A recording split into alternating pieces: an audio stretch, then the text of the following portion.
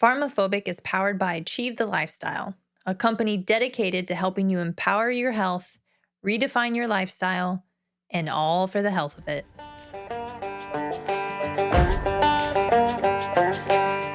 You're listening to Pharmaphobic, where we challenge the state of health in America. I'm Janie, a physician assistant, and I've seen how healthcare keeps people dependent instead of truly healthy.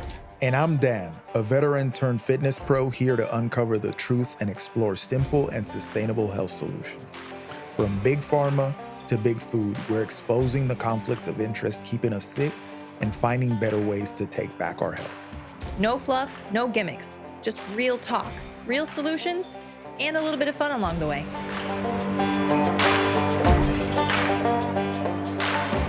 Hi, and welcome to the Pharmaphobic Podcast. I'm Janie. And I'm Dan.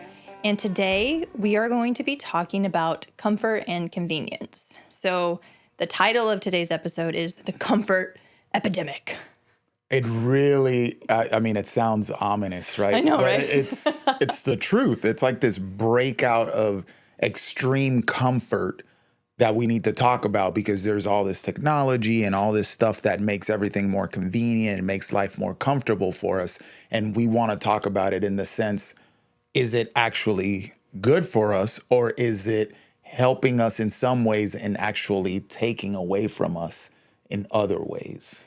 Yes, and I think I've mentioned this before in previous podcasts that all convenience comes at a cost, right? And what is that cost? Is it simply money? Or is it your health? Is it your peace of mind? Is it your relationships? So, and what does that look like in real life? So I think I've given an example before about lights, right? Lights are a convenience because we don't have to burn oil for candles or start fires. Now we can just flip a switch, very convenient. However, it is messing with our circadian rhythm. We used to, know to be awake when the sun was up, know to be in bed or asleep or inside when the sun was down, okay? But now lights are on all the time. We have people who stay up way beyond the sun going down, and then they, may not see the light of day until 1 p.m., and so now things are messed up. Another thing that people use every day that is something that's convenient are chairs. Okay, now sitting, very convenient because we can rest. We don't have to stand, expend energy. However, now people are moving less. People are becoming less mobile. How many people do you know, whether or not you're in the healthcare field, who have low back pain? And how much of that low back pain is because we spend so much time in a flexed hip state that people are unable to fully extend their hip, thus causing low back pain. Then that. And I'm sorry to interrupt you. I'm not trying to say throw all your chairs out, stand all day. That's not what I'm saying. But we just need to make sure that we're not sitting for prolonged periods of time. There's more and more evidence coming out about exercise snacks. I just read an article, and I don't mean like zingers or honey or things like that. I mean breaking up your day and doing some form of exercise. Standing desks are popular because of this. So, disrupting being sitting for prolonged periods of times because we're not naturally made to do that. Or sitting in different types of surfaces, like sitting on the floor, right, where it actually makes you externally rotate or internally rotate your hips and things like that, where you're actually kind of taking care of your body, flossing your movement, if you will, while you're in that sedentary state. Well, we got to put some context into this. Why do we think that there's a comfort epidemic? And I think it's hard to disagree with this because the health numbers or the results that we have as we look out at our population kind of they're showing that, we have an issue here. Maybe things are a little too convenient. Maybe we're a little bit too conditioned to seek comfort. And it's all showing in obesity rates, chronic illness rates, mental illness rates. So let's talk about this. Now, here's the context that I want to overlay over this, or framing the conversation as we go forward. I want you to think of these little analogies, if you will, as a reference point to the conversation. First one, this old movie. It's old by modern standards, but you ever watch WALL-E? Yeah, the little robot. The Little Robot movie. It's a Disney movie. Now, I'm not, is it Disney? I think it's Pixar movie. I don't know. I'm not in the habit of recommending Disney these days, but it's... Put your tinfoil hat away. Yeah, hey, don't make me grab my hat early on in this podcast. Anyway, it's a cute movie. You know, this robot falls in love with this other robot. So basically, for context here, if you haven't seen WALL-E, and it's Wall-E. So they're in the world, and these robots are tasked with cleaning the world up, Earth, because Earth has become this desolate, nasty, dirty place, and the humans have went off planet in these ships while the robots are left behind cleaning Earth to make it suitable for them to come back. Okay? Now, you watch this movie, it's like a 2-hour movie, but half of it, you never see the humans. It's all about the robots. But when you see the humans, you can see what has happened, because they have this AI and these robots that do everything for them. So humans are lounging around in these floating chairs, and they're blobs, like they're obese. They can barely speak because these chairs that they have do everything for them, and the robots do everything for them. So humans just sit in their chairs and do nothing, and just they're worthless essentially at that point. Okay, so that's one thing that I want to throw at you. Think of it like, man, they have these technologies, advanced technologies that are doing everything for them. So they've diminished themselves because of it. Okay, the other thing is that I want you to think of health, and Janie and I always talk about this, as a continuum, more so than a left or right, like a straight line. Like you're unhealthy here, you're at 0, and then you go a complete 180 of that, and then there's like long-term health, or what we would think the ideal or optimal levels of long-term health are. But I want you to think more of it like a 360, where you can get to a point where you're doing so many quote unquote healthy things that you actually come back around to a state of being unhealthy. This is where we talk about, in previous podcasts, we talked about like when you get into like the higher levels of bodybuilding or powerlifting or endurance training, where, you're doing so much that you're actually making yourself unhealthy. Yeah, I like to think of, I heard somebody, this isn't an original idea, but the reference of Pac-Man, where you go so far to the right, and all of a sudden you come back over at the left, and you're like, oh, so I mean, like, you're thinking you're doing all these things to making yourself healthy, you're running yourself into the ground, and all of a sudden you come out and, unhealthy.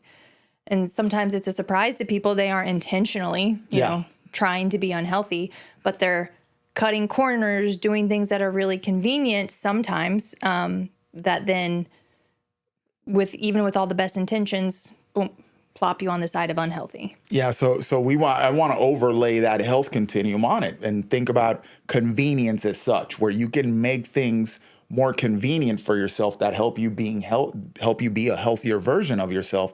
But there's a level of convenience there where now you're trading off and you're coming back around to where it's unhealthy. Right. Does that make sense? Something that I can think about is like meal prepping. Like if you hire a meal prepping company, that's super convenient. That helps you pick the right stuff more often, right? But it's going to cost you more money, so there's the trade. Yep. I mean, but then if you really want to get technical about it, what's the other version of prep meals for you? Oh, food delivery or fast food. Exactly. Yeah. So there's one where it's so convenient, because fast food just pulls or frozen meals. You're like, boom, I got my food in 5 minutes. That it's so convenient that it's actually going to make you unhealthy. Does that make sense? Right. So that's how we want to think about this as we go forward. Now, convenience is a marketing thing. Like a lot of products are marketed on the base of convenience. I just gave an example there, fast food. That's how fast food really Instant oatmeal. Exactly.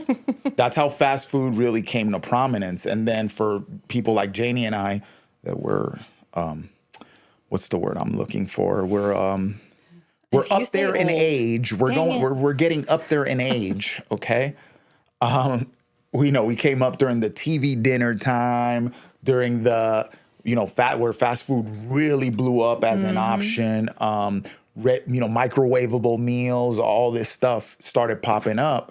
So you can start seeing how like it was marketed as something super convenient to moms, like, Mom, you ain't got to cook.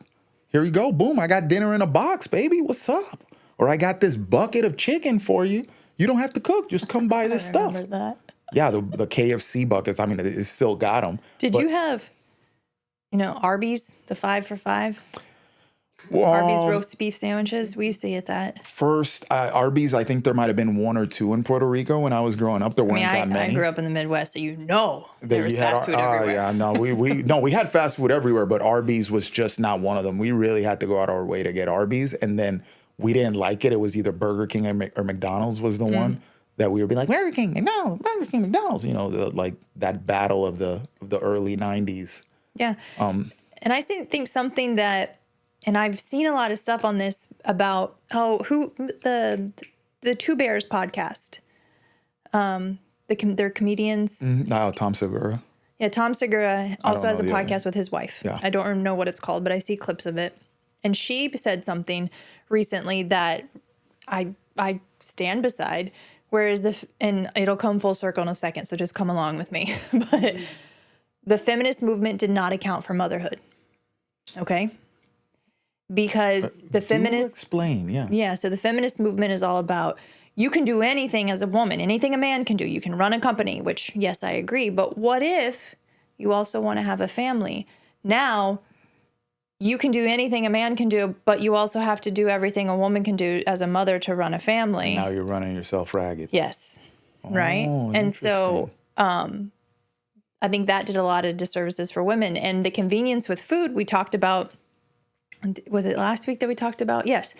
Crisco, like replacing beef tallow because it makes cooking easier. Now, start using more of these preservative, shelf-stable things, frozen meals, things like that.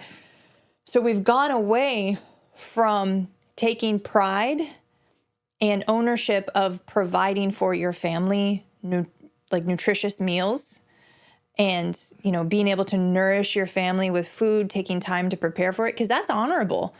If you, take time to prepare meals for your family, that's not just, I made dinner. It's like I'm giving my family the nourishment they need to carry on their days, for their health and all these things. And you're making something from scratch, too, which there's a little element of pride there. But not only that, there's control of what you're putting in your body when you're putting these ingredients together from scratch. Like, hey, I have this thing, and boom, I know exactly what's in it, and I'm making a meal. And I'm not saying, you're a woman, you need to get in the kitchen. That's not what I'm saying. But I think that we've devalued the role of providing for your family and upvalued the role of being a CEO or being a VP or doing these things for people who may or may not care about you, right? And so where are our priorities, okay? And the more we make things more convenient by outsourcing, nourishing our family to put more time and energy into external things, we've now seen that degrade the family structure. Yeah, relationships and families. Yeah. Children are, how many families eat together? I was going to, guys, as we kind of lay this out, I think about the pillars of health too. So where the convenience, not only are we talking about nutrition, but we're also talking about sacrificing social connection, which is a very important pillar of health. Right. The connection between your family, because you guys, you're less likely to eat together now, and another thing you're not passing along is the skill of cooking. If you're everything's boom, boom, boom, super convenient, Crisco this, fast food this, boom, shelf stable that, put it together, I made a meal in a couple minutes. You're not teaching the next generation how to nourish themselves in a better way. Right. Makes sense? And, unfortunately, the way we're going, when the next generation is our age, it's going to be even more convenience injected into it. You'll probably just put these powders together and boom, you got food. Right. And we're not demonizing ever eating fast food or things like that. We're not. And sometimes utilizing something that's convenient, like fast food or meal delivery or even grocery delivery, enables you to spend more time with your family and to do things that enrich your life.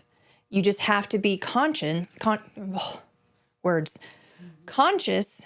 of how are you utilizing convenience? Is it to promote your health, or is it sacrificing your health because you just aren't paying any mind to it? Yeah, I think we talked about this in a previous episode where I was basically saying, does it give you more than it takes away? Or does it take away more than it gives you? So if it gives you time back, quote unquote, but you're eating, your food quality is low, you're spending less connection time with your family, your skills are not being built for the future, like learning how to cook and learning what foods are good for you and not good for you, then is it taking away more than it's giving you? Right. And that's something that we have to weigh everything in life against. Yeah. And so I can give kind of two ends of the spectrum with the convenience thing with, ordering food or groceries. I have a friend who has two small children. She's owner of two businesses. Her and her husband and her family, they travel a lot just because they have family close, but driving distance, right? And so she'll order groceries so that way she can, spend time putting her kids to bed or, whatever. Okay. Dan and I also, when we lived in upstate New York and we had an apartment, the guy below us never left his house. He ordered food and groceries all the time, but was a hermit. Fam. I have to wonder where old boy is at. Yeah. I hope he's okay, because this was an extremely, great example. This is an extremely unhealthy level of being locked in. That was crazy. I mean, to the point he never left his house that the cops came one day for a wellness check because his girlfriend sent them over. That was a shocker. That he had a girlfriend, yes. Because I'm like, how do you live like this and you got a girlfriend? I was shocked. But she sent them over for a wellness check because he was locked in for so long. Because he hadn't left. He hadn't left. And it was every night, like we go take out the dog. This is hilarious. Be like, guess who I just ran into? Be like, oh, the Uber Eats guy? Yeah. The Uber Eats that guy came at the same time every day because we were going to take out the dog. The Uber Eats guy is there delivering dinner. And Uber Eats he worked from home. So there's another one working from home. Where I was working from home and you benefited from me working from home. Well, yes, but there's a level there where it's like, listen, some people do better working from home and some people don't. I know for a fact that I don't do well working from home because online training proved that a couple of years ago when the event that we shall not mention happened, that it was not good for me to be home looking at a screen and training people online. It was not. It wasn't healthy for me. But we kind of gotten away from it. But what we're trying to say is that, like I said in previous podcast, two things can be true. Convenience can harm you, but can also be beneficial if you utilize it in a proper manner. Yeah, it's a sword, and you got to wield it properly. Yeah. You want to, and when it comes to health, I think you're going to hear us say a lot that you have to make the better choice more accessible or easier to make. Does that make sense? So that's where you're going to inject convenience into things so that you can make the healthier choice with less difficulty. Meaning, example here, cooking a whole bunch of meat or a whole bunch of food on Sunday so that you have choices in meals readily available during the week, right? Because you see one point of failure for a lot of people with their nutrition is that they don't have stuff prepared. And then the right choice or the better choice is harder to make. Oh, I'd have to cook now. I don't have that time, so I'm just going to grab whatever, So that is something that where you're starting to use convenience, but is it super convenient? Because you have to dedicate time on Saturday to cook a whole bunch of stuff to get ahead. So it's convenient, but there's also a level of challenge to it. It's convenient, but you're paying for the convenience for time up front. Yeah. And that really, it starts to make more sense. Like there's a give and a take. Like I'm going to put this time here to make things more convenient over there. Right. Versus this is solely the most convenient thing ever and just go with that. Yeah. And I like the meal prep analogy because so we do that. We cook up a bunch of meat and prepare a bunch of, either rice or potatoes or chop up vegetables. So do a lot of the prep things on Sunday. And it's almost like that takes effort. Some days we're like, yeah, let's do it. And some days we're like, I don't want to do it. But we still get through it and we do it. So we're putting in time and energy, and our reward is now it's more convenient throughout the week for us. Like our weekday selves are really going to like our weekend selves for taking that time and doing it. Yep. And some people, whether they don't have the foresight or they, some people don't, I've worked with patients who they don't think it's worth putting time and energy into themselves. Like I've worked with a lot of, and this is getting off subject a little bit, especially older women who find themselves in a home by themselves. So empty nesters, whether they're now single, whether through divorce, they're widowed or whatever. And they would have no problem preparing meals for their family, but now they don't want to prepare any food for themselves because it's just for myself. Why would I make food for myself? That's a big problem I see with a lot of older generation people. Super common. Or they, I don't like leftovers. Ooh. And it's like, oh, okay. Well, then order meal prep. I don't want to spend that money. Ooh. Okay. So, so it's just, trying to figure out a balance for some people where, well, how much time are you willing to put into yourself? And then how much convenience do you want to outsource? And then finding that balance that promotes health in a reasonable way for you. Yeah. And I think there's always, I think people forget this, that when something's a little bit challenging, not a little bit, I mean, challenge can be, there's an inverse relationship between challenge and how rewarding it feels. So if there's not that much challenge to it, it might not feel that rewarding. But when there's a good amount of challenge, it feels very rewarding when you succeed in it, right? So with the health stuff and the health habits and all this other stuff, having some sort of challenge to acquiring, a return on investment, if you will, for the choice that you've made actually feels good. Yeah. And not only that, it makes you value the health gained. Like, let's say you do something, I don't know, getting 10,000 steps in every day. That's challenging for some people. It's like, I have kids, I got this, blah, blah, blah, blah. But I'm gonna figure out a way to do it. And then you drop, 5 to 10 pounds because you've been putting in 10,000 steps every day, even though it's super challenging for you to find the time to do it. Mm-hmm. How do you feel about it? You're going to feel pretty freaking good about it, and you're going to keep doing it, right? Yeah, and I think you could swap out the word challenge for discomfort or feeling uncomfortable. Yeah. Right? Because anytime somebody challenges themselves, there usually is a sensation of not being comfortable, right? So whether it's a physical endeavor that you're doing or having a hard conversation, there's a level of discomfort that when it's done, you usually feel better. Okay. And that's the same pathway of stress in our body. When we're under a larger, like an acute stressor and we deal with it and resolve it, we usually feel better afterwards. Okay. Yeah, so like exercise, saunas, cold plunge, things like that.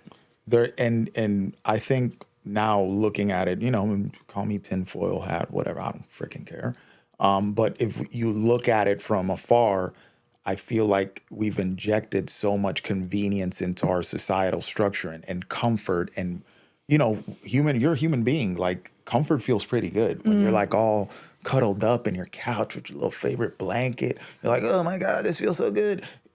Like, there's a natural affinity for it. It's human nature to be comfortable. Yeah. Now, we also have to understand that even though that could be part of a recovery strategy, like, man, I put it in this week, so on this day at this time, I'm going to sit on my butt and I'm not going to do anything. You kind of earned that. But remember, you did a bunch of work and now you have this time to recharge and recover that you need. So there always has to be a challenge present and then a recovery from that challenge. And then it feels, more rewarding. Like if you're taking a day of leisure after a lot of work put in during the week, that day of leisure is going to feel really good. You're going to appreciate it way more than if you were in leisure the entire week and now you're going to take a leisurely day. Does that make sense? So it always remembering that it's a give and a take. And if we really look at it, like the amount of convenience and comfort that we've injected into society and how we're conditioned, not only are we hardwired to really appreciate comfort, but now the carrot or the freaking thing that's put in front of us is always comfort and convenience. That's the go-to strategy to market products, that give you, whatever situation. It's like, oh, this is convenient. Oh, this is very comfortable. Oh, and you're being overfed convenience and comfort. And what are the results? Let's look at the obesity epidemic. Right. Okay. Like you'll hear me say this number. If you total the number of overweight adults and what they call morbidly obese adults, the percentage of the population in the US that's considered to fall under the category of obese is over 70. So a 7 with a 0% on it, just in case you didn't hear my accent. 70% it totals up to. Mm-hmm. That is a lot of people that are dealing with something that can turn or has turned into chronic illnesses. There's a correlation there. Heart disease is the number one killer in this country. And then you see the number of people dealing with chronic illnesses like type 2 diabetes. So this isn't a made up figure. You can look this up in the CDC website, but it is just saying that, there's all this cascading effects from it. Mm-hmm. And a lot of it stems from comfort and convenience. Right. And so, being morbidly obese, carrying around that weight can be uncomfortable. Right. So then what do we do as a society? We put in escalators, we make larger chairs, we do all these things to make an abnormality that could be a detriment to your health more comfortable. Therefore, it's okay, I can remain this way. And so Dan said obesity, heart disease, type 2 diabetes. Well, all these things are trending, and, I could start to change my lifestyle to help with these things. But then here comes the pharmaceutical companies. Well, here's a medication for this. Here's a medication for this. Here's a medication for this. Yeah, like conveniently solving your problem. Basically kind of masquerading it as, don't worry about this. Just take this. Don't worry about this. It hasn't gone away. It's still an elephant in the room. But, you're being made to think like, oh, it's under control. I don't have to worry about it anymore. Conveniently so. Yeah. So take high blood pressure, hypertension. And I know I talk about this a lot because it just blows my mind how hypertension is almost like a rite of passage now for once you hit a certain age, because there's so many medications for it. It's been so normalized. Okay. But if you have hypertension and you take a medication for it, yet you never start to go on walks after meals, change your dietary intake, start to work out regularly, help manage your stress, and all these things to really address the blood pressure, what's happening at a cellular level, what's going to happen, all of a sudden this medication doesn't work anymore, so we just up it and we do, keep increasing it. We're not addressing the root issue, but we're making it convenient for you to ignore the root issue and just take this medication and go on your way, because your blood pressure looks great when you go to the doctor, but what's going on the inside of your body? Yeah, and going back to what you said about, that's a point there, and I'll come back around to that. But going back to what you said about we have all this access to things, we've expanded, we put on these ramps, take, electric escalators everywhere, all the elevators everywhere, this sort of thing to make it more convenient and more accessible to people. So let's just go back, because I don't want to get in trouble for this. Ramps are for people with wheelchairs. That's okay. No, those are needed. Okay. No, that's fine. I get that. Yeah. I'm not saying that putting it. Oh God, people. Oh, people. I'm the paranoid one, apparently. No, yeah, but people, if you. Oh God, people, y'all need. Oh my God, grow up. Ooh, don't make me. Anyway, but it is.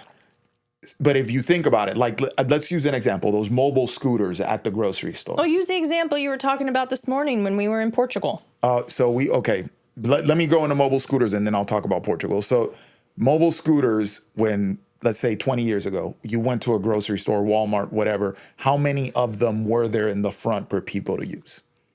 One or two. One or two, right? Go now, see how many there are.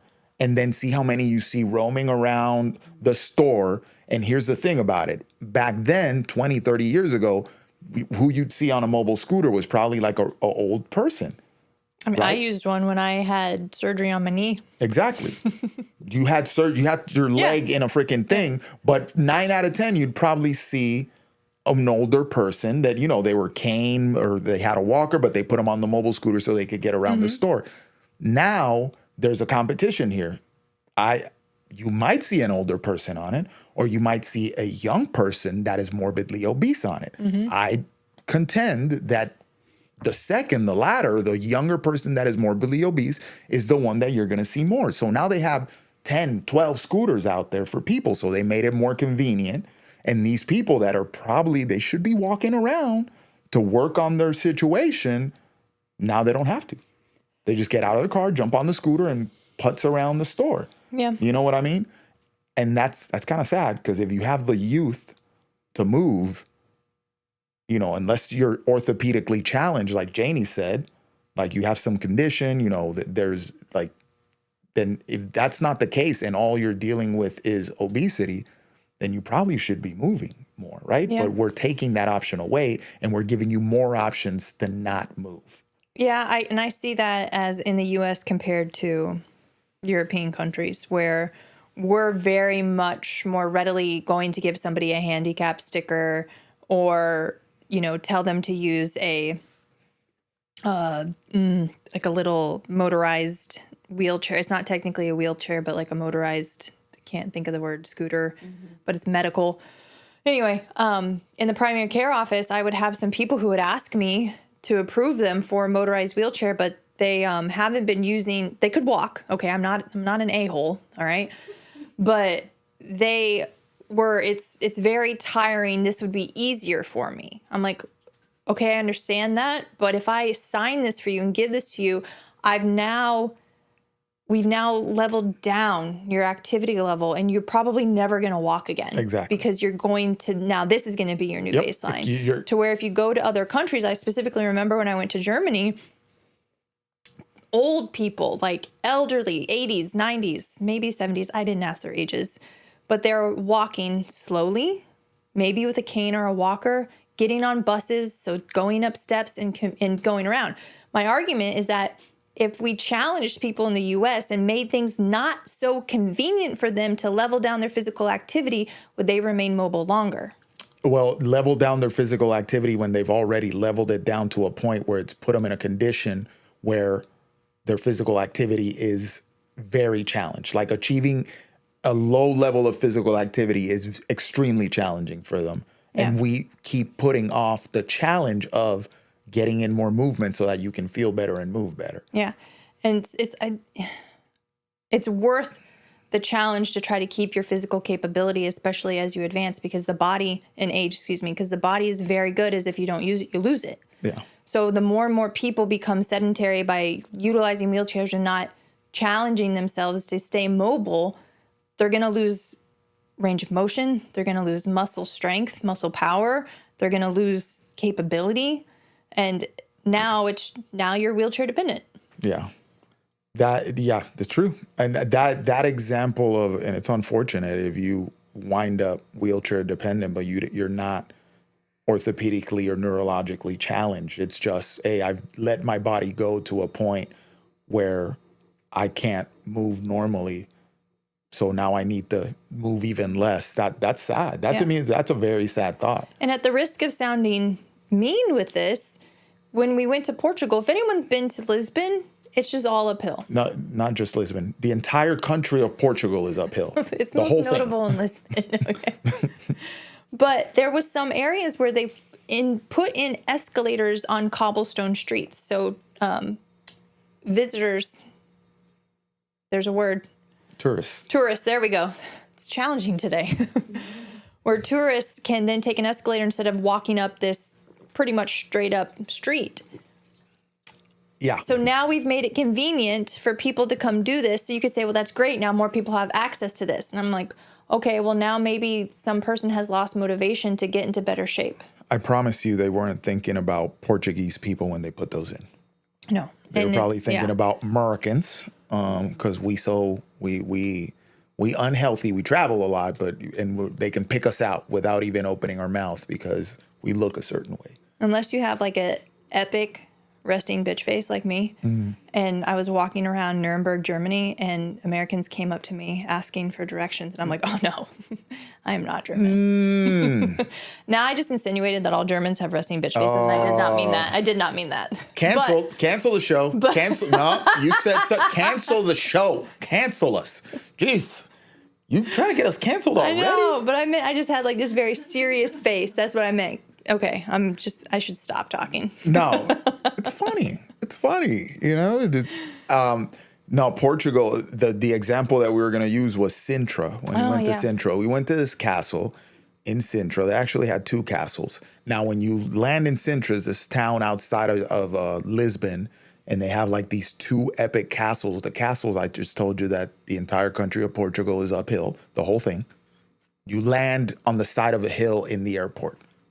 I'm exaggerating, but the whole thing's uphill. Anyway, Sintra, the castles are sitting high on 2 separate hills. That's strategic, right? Yeah, very strategic. Yeah. They're overlooking a whole valley situation, you know, and then it's harder. They can see people coming up to the castle, so it's easier to defend. Now, these castles are pretty cool.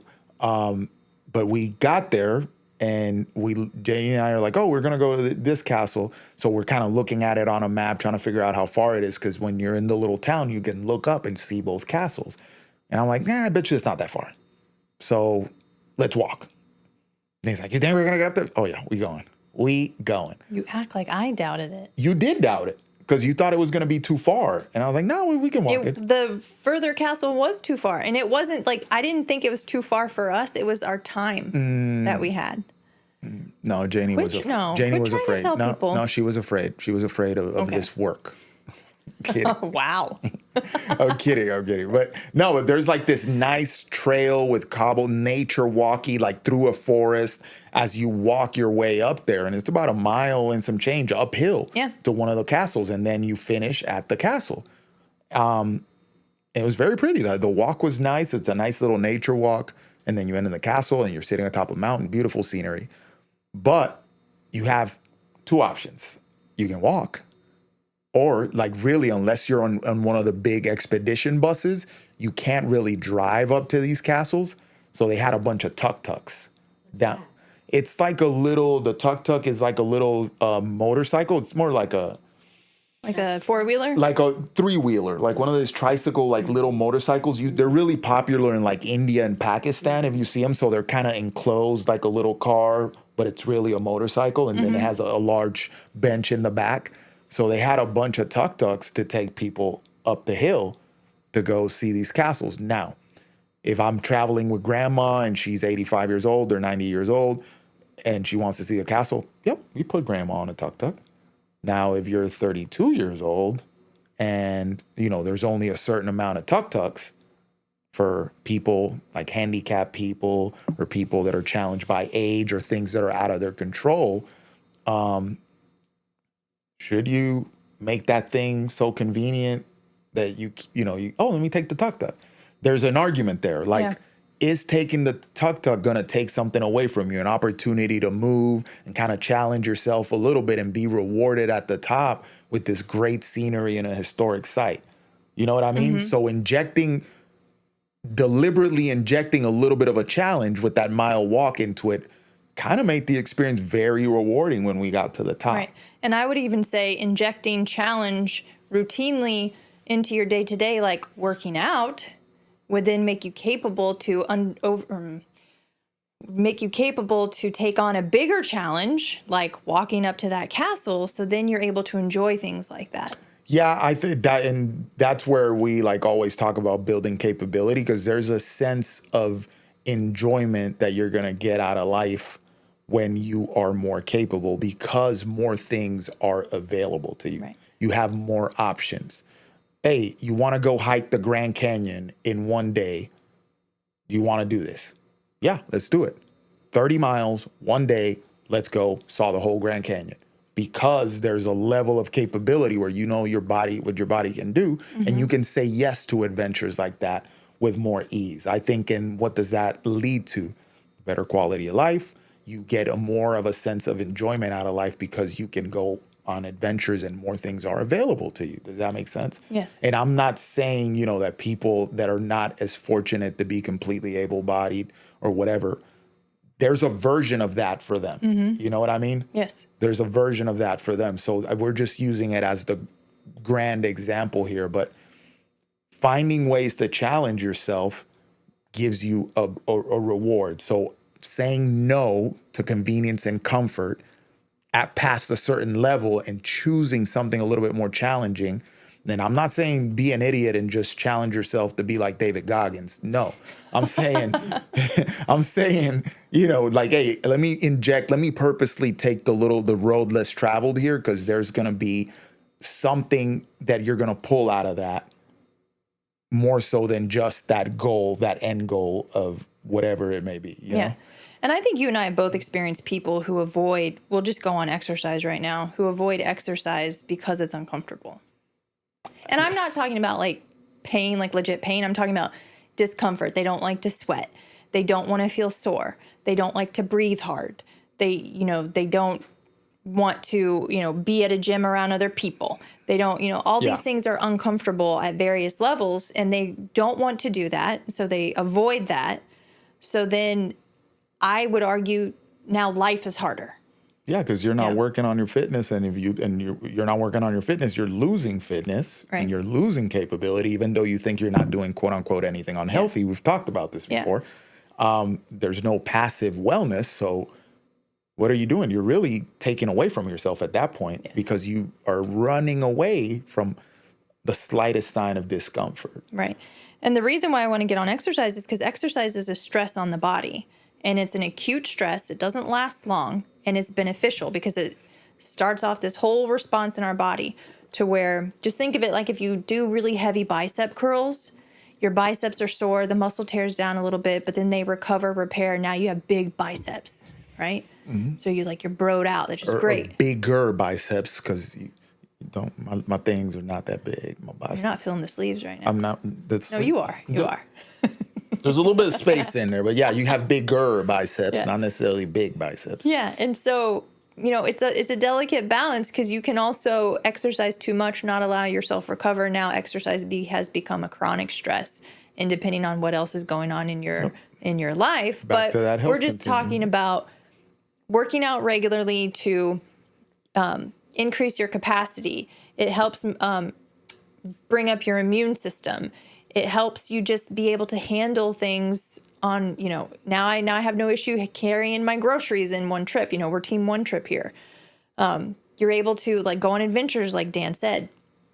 And on a more practical note is you get uncomfortable where, you breathe heavy, you sweat, and then you realize okay, I didn't die from that. All right.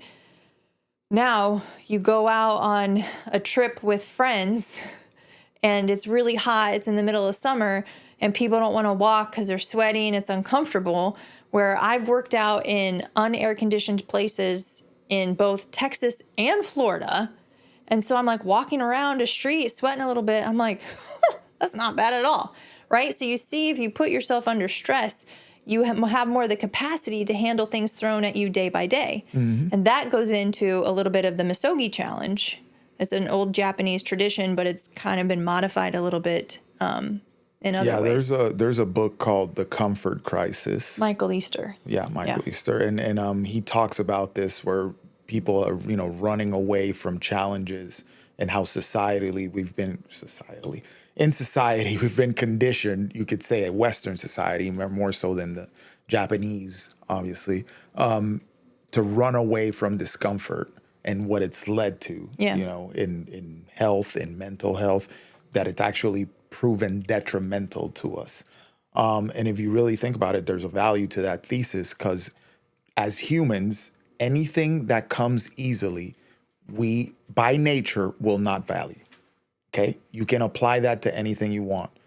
If, a ribeye just falls on your lap, or you just, boom, are you going to be like, man, oh, this is great. I really value this, even though I had to put no effort to get it. Or versus if you had to hunt take the animal down, skin it, boom, boom, and pull out the ribeye. Now you're really excited about a ribeye. Or you have to work your butt off so that you can go to the steakhouse where you're going to pay $100 for the ribeye, and they're going to be like, yeah, this is really worth it because I had to work to get the $100 to be able to afford this meal. Does that make sense? Yeah. I mean, you could look at it as people who win the lottery and then they just spend all their money. Yeah. They got it for free and now it's just poof. Yeah, and look at everything that we respect or admire in this society. It's people that, the CEO of this or founder of this business. These people went through it. Yeah. Special operations guys, things like that people are like, man, those guys are badass. They went through it to get there, and they're constantly overcoming challenges and putting these insurmountable efforts together, and they achieve something that everybody respects and values because they overcame challenges. So now you can take a microcosm of that, apply it to your life, and understand this is why I tell people that health is the most valuable thing that all of us own, because to achieve it, you're going to have to put in some work. Yeah. It's going to be, there's challenges that you're going to have to deal with. And it's not just going to come by seeking out the most convenient thing. Now, if we say that to be healthy, you have to kind of balance the amount of convenience that you put into your life, understanding that overdosing on convenience, going back to what we were talking about, probably gave us the obesity epidemic that we're experiencing because we're so prosperous as a Western nation that we've essentially, and I don't think this is just Western, I think this happened to the Romans and the Greeks, that they had so much that they just started getting lazy and fat. Boom, the empire fell. Well, and if you look in going back to Roman societies or even monarchies and things like that, when people were not obese, but who was obese? The wealthiest of them, the king. And why? Because they had an abundance of stuff. Everything was convenient for them. They didn't have to do anything. Yep. Right? So that was a sign of wealth, right? Yeah. Not so much now. Okay? And so one thing that we've also noticed is that I know I said a little bit about the Misogi challenge, so we'll get into that in a second, but I think what I want to go on to first is convenience within healthcare.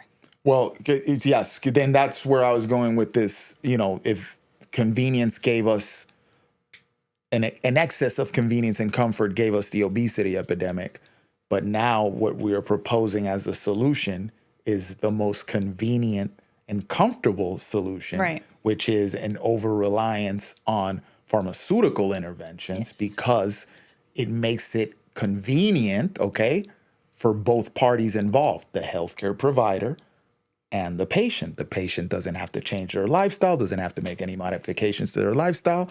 The healthcare provider doesn't have to deep dive into anything. They could just, let me give you this, boom, we're done with it in 10 minutes. Yes. Yeah. So go what you were saying, framing that. So last episode, I ended with the question about, have we noticed that when we introduce pharmaceutical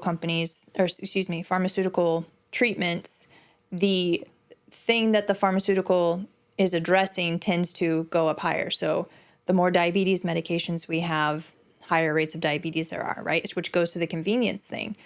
Also, from a medical research, once there's a pharmaceutical treatment for something, medical research into root cause addressing or alternative ways of addressing the issue aren't funded anymore. They kind of become unpopular and go away. Prime example of this is right before Prozac came out, they were doing a lot of research into alternate mental health therapies for depression and anxiety. I read the book, The Body Keeps Score, which is an amazing book. If you do have a history of trauma, it can be re-traumatizing, so tread lightly with it. If you have a therapist, maybe talk to them about reading it prior, but it has a ton of great information in it as well. It can be very validating. But the author speaks on that because there was, and I can't recall the names of all these different therapies, but there was tons of research going into these things. They were very promising. Then Prozac came out and just kind of helped people immediately, right? And so now studies more shifted to Prozac. Well, now what about these other drugs? So now there's Prozac, Lexapro, Zoloft, Cymbalta, Effexor. I can go on and on and on, all these drugs, and there's studies, money being poured into that. But what about different types of therapy that could really help people at the root process their traumas, resolve their traumas, and go on to live, fruitful lives? Now, they're on medications and they either feel better or don't feel, okay? Because that's a very real thing. And what are we doing to their gut microbiome? Because serotonin receptors are very much in the stomach and in the GI tract, but also in the brain. And what are we doing to really, truly help them process their issues? Or now they're just on this medication and maybe they have a little bit of weight gain, decreased sex drive. They're not able to feel like the side effects I of the don't medication. feel sad, but I also can't get happy at my kid's birthday. Yeah, like the side effects of the medication are starting to become an issue in their lifestyle or in their lives, and starting to, they have this managed, but they're sacrificing other things because of the side effects of the medication. And then you might need a medication for those side effects as well. And then it puts you in a tailspin. I wanted to inject in there the fact that, you've brought this up before, where a lot of these studies into new drugs, when they study the new drug, they never compare it to stuff that's already in wide use, or some alternate therapy. They usually just go against placebo. Right. Yeah, there's only one study I've seen that did a triple arm study. So there was 3 groups, and it was metformin it was either type 2 diabetes or prediabetes, placebo, and exercise and diet. So they actually did 3, and they incorporated lifestyle. And lifestyle was superior. Shocker. Okay. But what Dan was saying, a lot of times they'll bring out a new medication and they'll compare it against, if they compare it against existing medications, is that either superior or insufficient doses? It's not at the typical dose that's out right now, or they'll only compare it against placebo. And then they say, hey, this medication works great. But you have to say, compared to what? Compared to nothing? Or compared to what the patient's already doing, which is generic, it's cost effective, and now this new drug says they're superior, but cost $5,000 a month. Yeah, remember, this is something, we're kind of sidetracking here, but this is the Pharmaphobic Podcast, and we want to bring awareness to this stuff.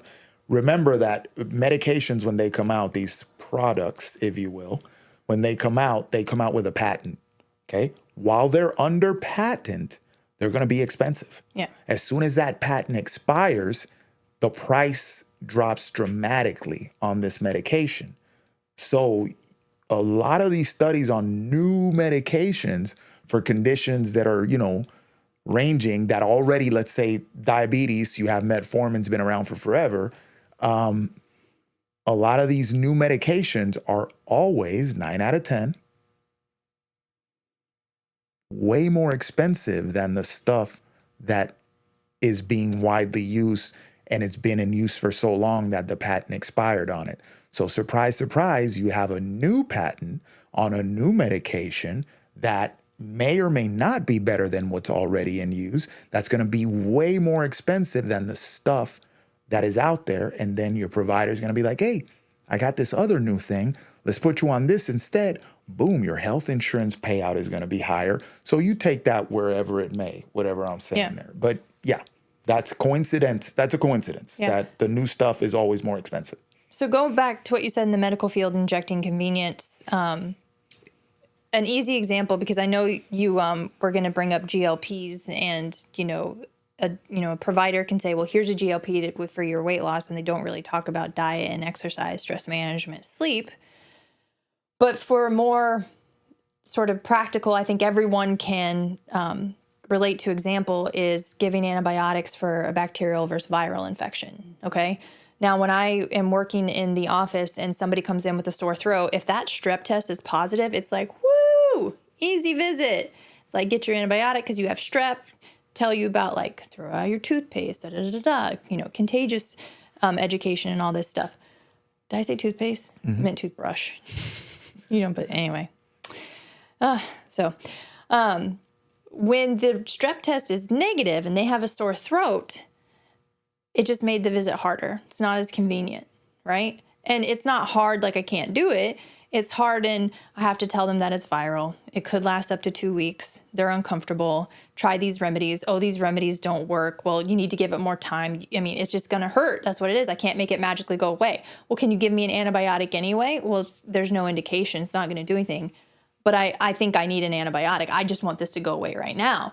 So now I'm having an uncomfortable conversation, and it's taking longer. I'm not going to get billed at a higher code because I didn't prescribe a medication. unless I bill for time, but it's not going to take that much more time. And so it's easy for providers who are saturated with patients. They have so many patients, they have little time with them, to use like, here's this med, here's this med, here's this med, because it makes the visit easier. And now a patient, they got something. They feel validated, like, woohoo, right? And they don't have to pay attention to any lifestyle metrics or anything that they have to do for themselves. Like, I'm not doing anything wrong. I just needed a medication. Yep. Okay? And so this convenience within medicine has, in my opinion, enabled people to not make changes to the daily habits that they're doing. And now they're just going to continue to deteriorate health-wise, maybe at a slower pace, and maybe they're going to deteriorate more comfortably because they're on a medication, but we're not doing anything good for them. Now, that being said, sometimes people do need medications, right? And sometimes there are people who they get a medication and it's a wake-up call for them. They're like, I never thought I'd be on a med. I don't want to be on a med. And they take it upon themselves to seek, what can I do to improve my lifestyle? Because this is scary to be on a medication. That's a very evolved person. Yes, but I just want to acknowledge the people who are like that. That's an evolved person, and self-awareness tends to be higher in people that getting put on a medication is a wake-up call for them. But you see a lot of people, and that's good. That's a good thing. And I hope that everybody that's out there that listens to this default to more like that, where if you do find yourself having to be put on a medication, your reaction is, I need to change some stuff so that I can prevent going on further medications, or I can just use this temporarily and then come off of it and continue to live my life without being a profit line in the big pharma profit sheet.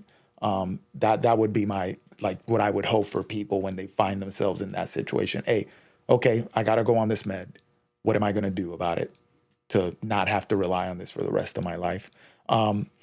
That's where the GLP conversation comes in, because I think a lot of the conversation out there is starting to go in this direction where we're attributing miracle properties to this thing. Mm-hmm. Now they're talking about it as a cancer treatment. They're talking about it as, what else are alcoholism cessation, drug addiction. Like they're using, they're saying they're attributing a lot of properties to this medication, and then they're understating the side effects that the manufacturers themselves told you in the insert that these drugs could have. Yeah. People are kind of waxing over that, like, oh, that's not true.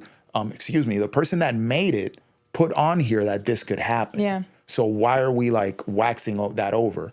I have a bias. And before we deep dive into this a little bit, my bias is that I would like personally and for people to rely as little as possible on pharmaceutical solutions for chronic issues. If you are in a car accident and you break a leg and you need surgery, you're going to need an anesthetic. You might need an antibiotic to prevent infection. Like that's an acute thing. Or you get shot or whatever. That's an acute thing. You're going to need some form of pharmaceutical, right? Mm-hmm. But I'm talking about the chronic stuff. I'm talking about the stuff that is touched and influenced and affected by your lifestyle, AKA something like obesity. So my bias is that I don't want to put more money in Big Pharma's pocket.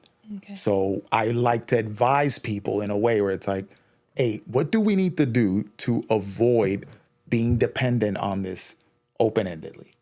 Okay, so if you're going to use that thing, what's the exit strategy? There's not one. There's not one, okay? Now you hear in social media, there's these, influencers / there's these medical professionals with big followings, and they have these private practices. They're usually concierge. They work with a very small select group of people that can pay them a lot of money for them to dedicate their experience and their intellect and their brain power to just solving that person's issues. And a lot of these people are starting to toot the horn of the GLP-1s as this magical savior, Hey, have you heard of our Lord and Savior Wegovy? And it really is, I think it's an unfortunate situation. First of all, because we're like telling people that this is the solution. And in the process, we're understating the lifestyle metrics, and we're like dumbing those down, the lifestyle factors that need to happen. And then we're really hyping up this thing that is going to be $1 trillion product as like the only thing that can save you, by just really expanding. And we're disempowering people from making a better choice for themselves long term, because we're giving them this thing as, here you go, this super convenient thing is going to save your life type of thing. Now, with that in mind, it leaves me with a lot of questions, because I have interacted through clients and sort with a good amount of people that have experience with GLPs. My observation of them, I'm no medical professional, I'm just a guy on the internet asking questions, is there are a lot of things that I see as long-term, they're not going to be good.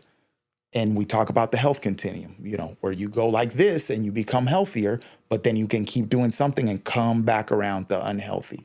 So you put a GLP into the mix with somebody who's dealing with obesity, and if this person can't eat more than 500 calories a day because they're nauseous all the time, or because their hunger cues are just not there, and talk about eating half a sandwich and I can't eat for the rest of the day, I'm not making that up. If I'm saying it, it's because I've had this conversation multiple times, okay? We're talking about a person that, and these are older people too, the examples that I'm using right now. A person that can't eat 3 ounces of meat because then they're full the rest of the day. What does that sound like? If you had a daughter that told you that they ate half a sandwich the entire day and that's their daily eating, let's say she's 15 and she told you that, what are you going to do with that girl? You're going to refer her to behavioral health for an eating disorder, right? Or a dietitian for an eating disorder, right? Right. So we've injected this convenient thing into it. And more often than not, you see people that are having this issue where they can't nourish themselves. You need nutrients. So my question is are we solving something there, or did we just create another problem? Right. You consume, you're unhealthy, you're overweight, you're struggling with obesity. You inject this thing in, your blood work is all over the place, blood sugars are elevated. You inject this product, blood markers start to get better because you're losing weight, because losing weight, there's a direct relationship there.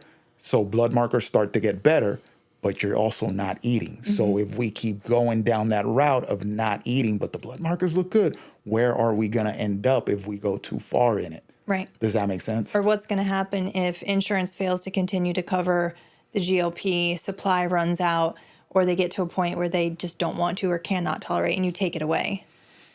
Okay, so let's start with that one. Because this thing is, a couple years ago, the GLP thing blew up as a weight loss drug, and then it happened that there was a shortage of the GLPs, and I'm going to go ahead and put that in air quotations. There was a shortage because I firmly believe that the shortage was created. They were ready for this, okay? They were ready for this.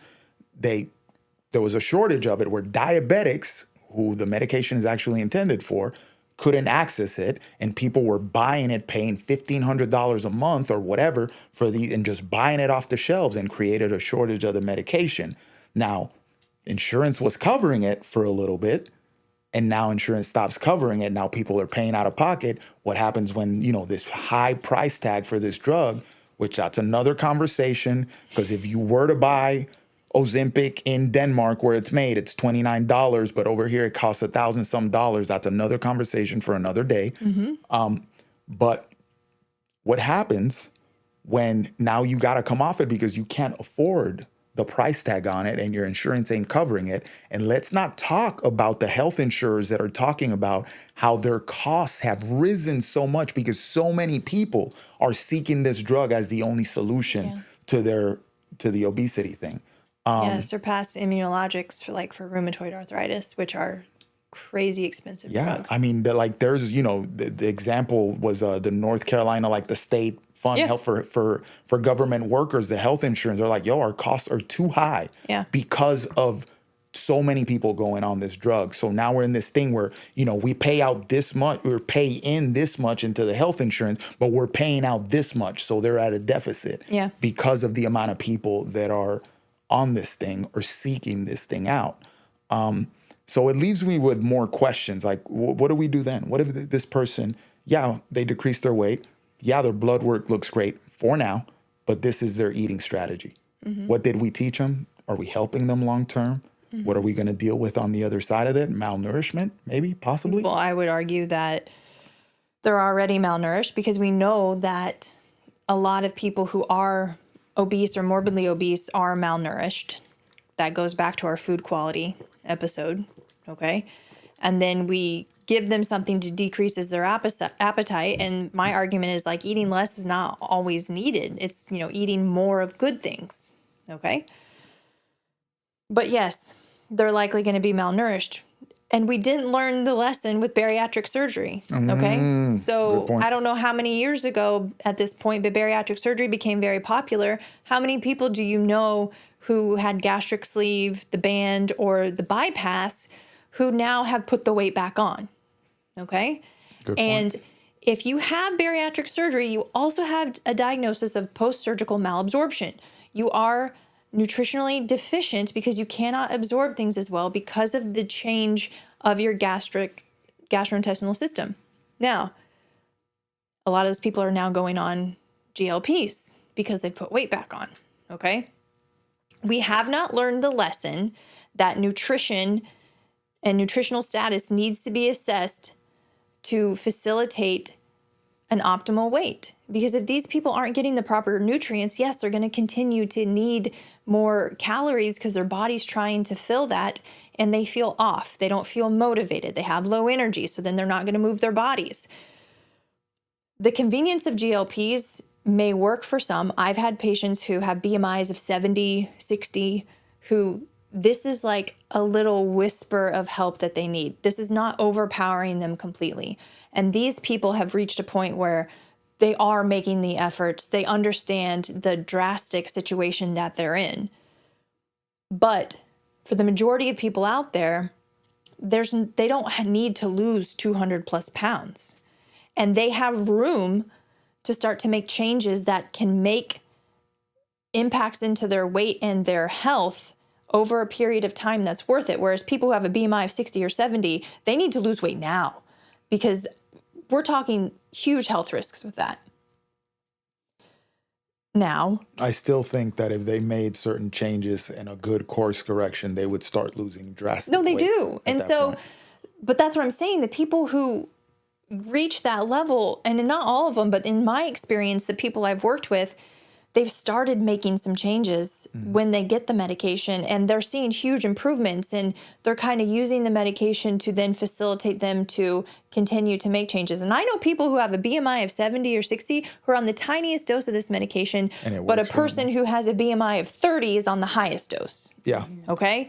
That's what I'm talking about. And it's heavy on the education, which takes time. It's not convenient for providers, but we need to focus more on quality of diet, quality of exercise, quality of sleep, quality of stress management to facilitate people to get to better health, and then decide if a pharmaceutical intervention is needed. Yeah, I think a lot of these people that are really like our Lord and Savior Wegovy, and I respect some of these people. Like they have big followings and they have put out a lot of good content and information out in the health space, and they're highly respected.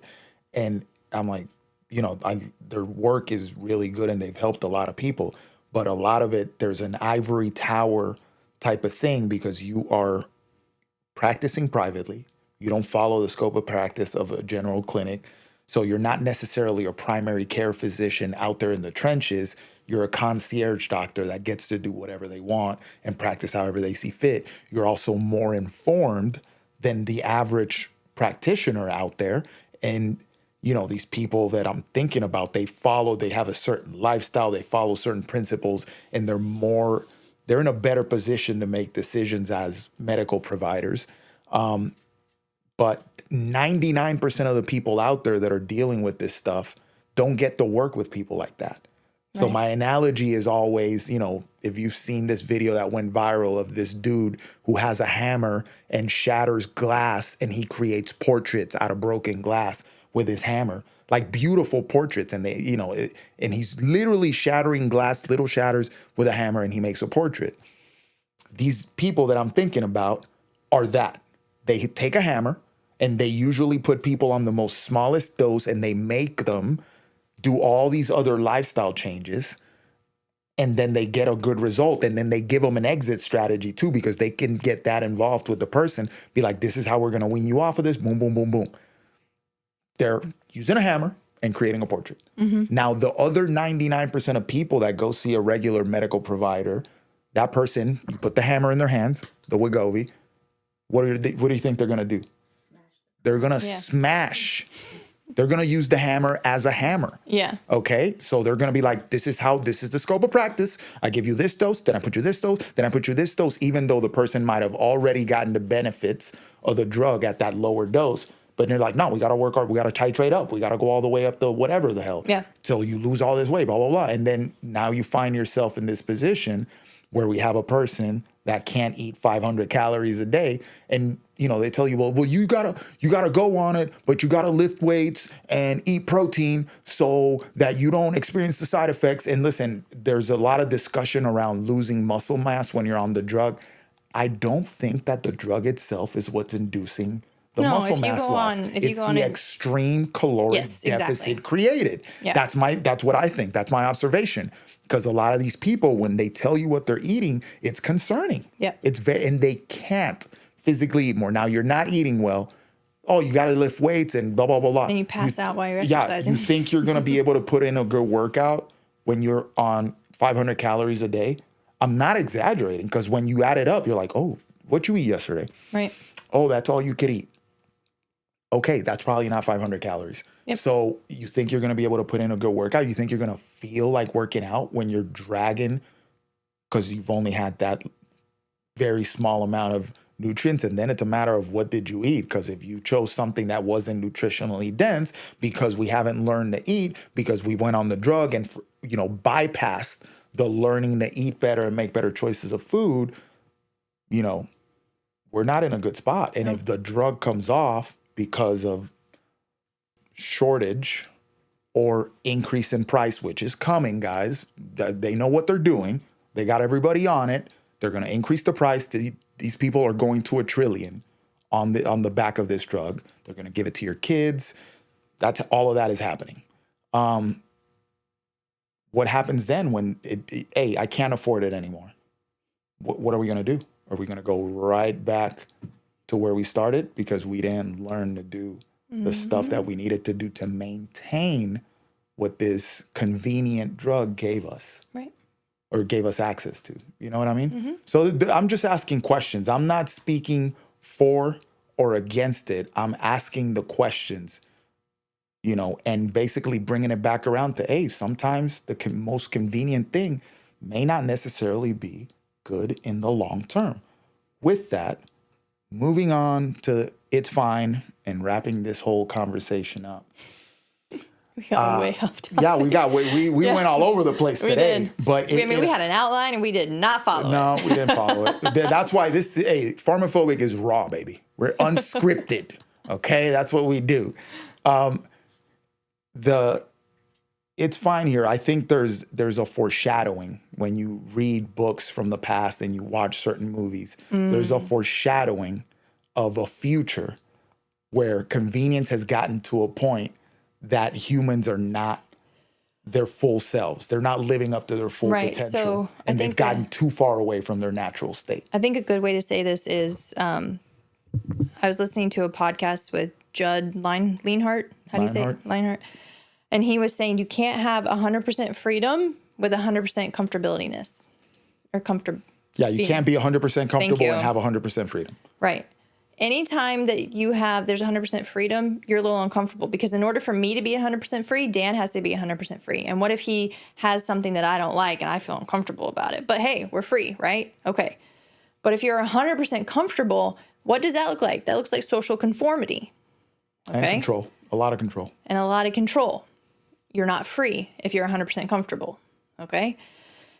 And so we have to be careful with always seeking comfort, because then that tends to leave us a little bit more docile and a little bit more dependent on outside influences. Yes. And then it makes me think of the book, A Brave New World.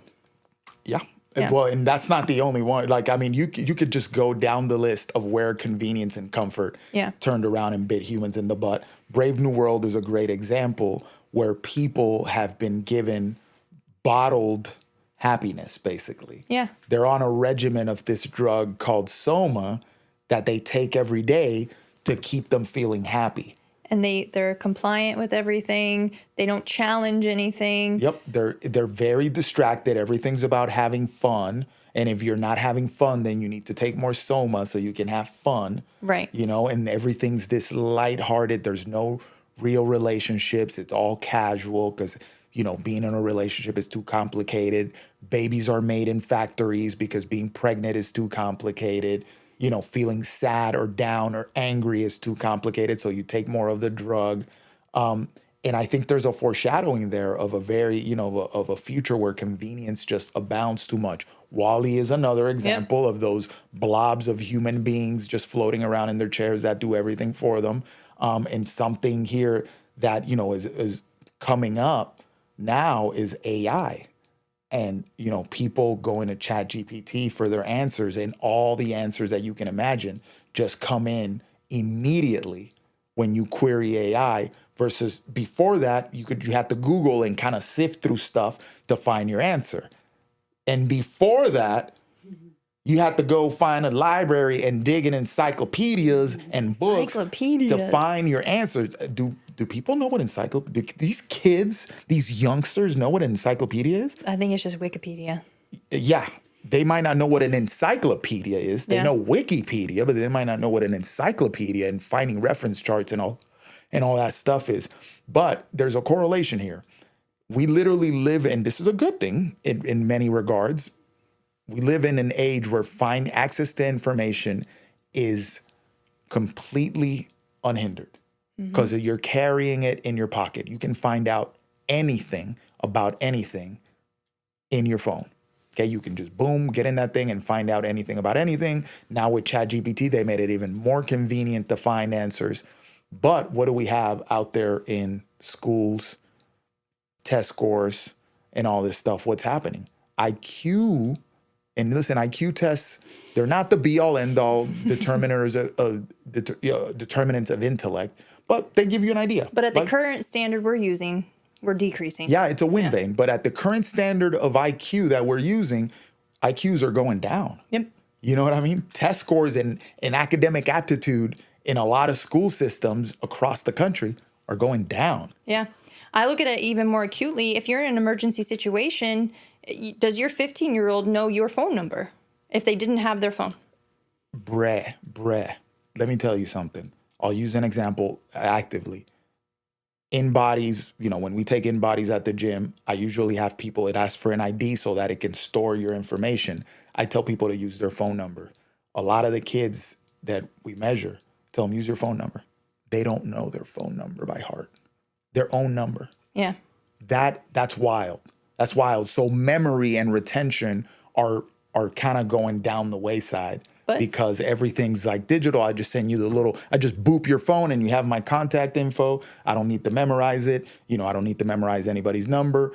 So all that to say, you know, that's an example of where convenience is kind of diminishing our natural attributes and things that we used to take pride in. You know, our ability to do math in our heads, or our ability to retain information, or our ability to research a topic and really go deep and find all sorts of information that not everybody has access to. And then you have a moment of pride because you know things that not everybody knows. That's diminished by a lot of these things that are highly convenient. Am I saying that AI is the devil? Am I saying that? I'm kidding. But I'm just saying that, hey, there's a measure there. Where convenience starts coming back around, it actually starts hurting us. Yep. And it's fine. It's okay. It's fine. Yeah. Okay, so with that, you have anything you want to say? Nope, I'm good. We went all over the place. Yep. We apologize. We hope that you drew some value out of this conversation. Guys, with that, we're out. Thanks for listening to the Pharmaphobic Podcast. If you found this conversation interesting, which I know you did, make sure to follow us on Apple, Spotify, or wherever you get your podcasts. And also make sure to check us out on Instagram at Achieve the Lifestyle. And if you're interested in pursuing a stronger, healthier, more capable version of yourself, check out our website at achievethelifestyle.com. The Pharmaphobic Podcast is for informational and entertainment purposes only. The views expressed are those of the hosts and guests and do not constitute medical, legal, or professional advice. Always consult a qualified healthcare provider before making any medical or wellness decisions. While we discuss pharmaceutical, holistic, and alternative health topics, our content is not a substitute for professional medical guidance.